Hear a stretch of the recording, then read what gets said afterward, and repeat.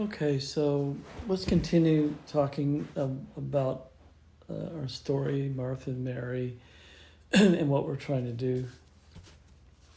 So I think where we left off was we understood that Martha had her name called twice by the Lord. And Jesus called her out, Martha, Martha. And I don't think he was scolding her. He wasn't angry with her. But I think the point he was making was, he says, Mary has chosen, how do you say it? Mary has chosen what is better, the better part. And meaning better than what or who? Better than what Martha's chosen. Martha chose to be busy with the preparations, the hospitality, but Mary chose to sit at the feet of Jesus instead. And like you pointed out, because how often does Jesus come to your house?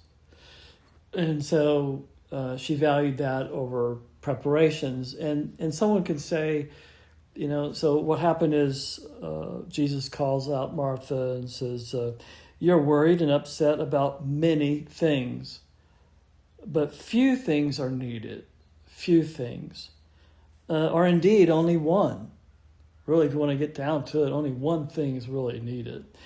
Mary has chosen what is better, and it will not be taken from her. So you try to connect the dots here. What is the thing? What is the one thing, the better thing? The implication is it's what Mary has chosen. Mary has chosen the better thing, the one thing. And what is that one thing she's chosen? To sit at the feet of Jesus and to listen to him. That's what it says. Mary sat at the Lord's feet listening to what he said.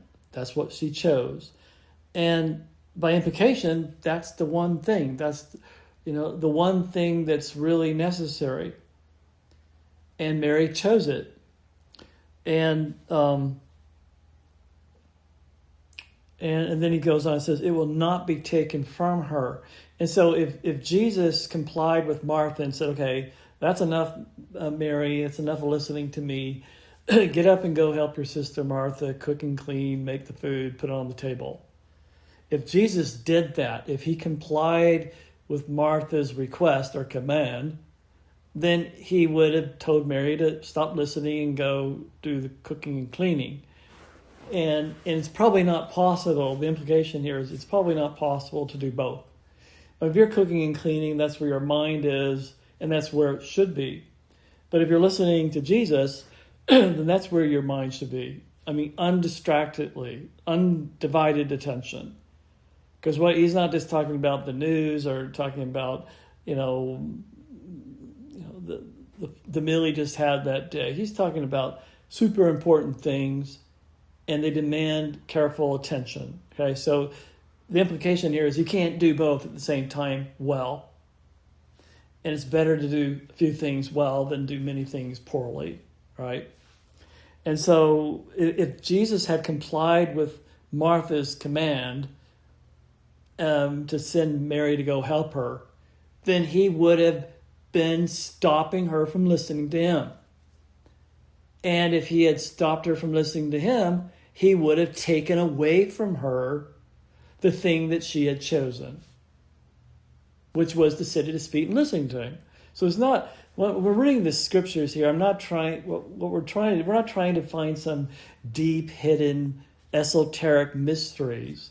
I'm just trying to read the text as is, because God gave us the text as is. He gave us the words in this book. And we don't have to try to read between them or read around them or read into them some deep esoteric mystery. Allegory is like Origin of Alexandria in his Platonic fantasies. We can just read the text, the plain text. People get bored with just the plain, humble text of the Bible, and they want to twist it into something else because it's too boring, it's too drab. Well, that's foolishness. Let's read the text as is. And on that note, it's good to study grammar. English grammar or Greek grammar, especially Greek if you want to get closer to the text. But English grammar, because it's, we got excellent translations, but the point is the language of the Bible is written in plain English. It's not written in tongues. It's written in English. It was written in Greek or Hebrew. And it's translated in good translations into our contemporary language. And we can read the text as a text with humble pie grammar. And people, can any good thing come from grammar? Absolutely. And in fact, if we don't understand the grammar, we can't understand the structure of the sentence. We can't understand the thought that's there. So yeah, it's a great thing to have a dictionary and to have a grammar, to understand how words work in plain Jane, ordinary English. We don't have to go climb to some mountaintop, have some mystical high religious experience to understand this plain, humble pie Bible. Okay? Anyway, that's a side note. So I hope it helps somebody out there.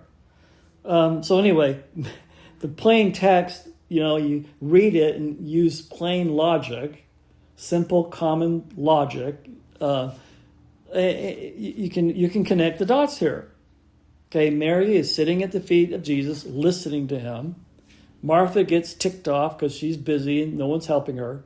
She walks over and basically scolds Jesus, accuses him by implication of not caring for her. Because obviously, Jesus, you're not unaware, right? You see what's going on here. You understand Eastern hospitality. We're in Bible times here. And you guys come to town, come to our house. We've got to show you hospitality. Surely you understand those things, Jesus.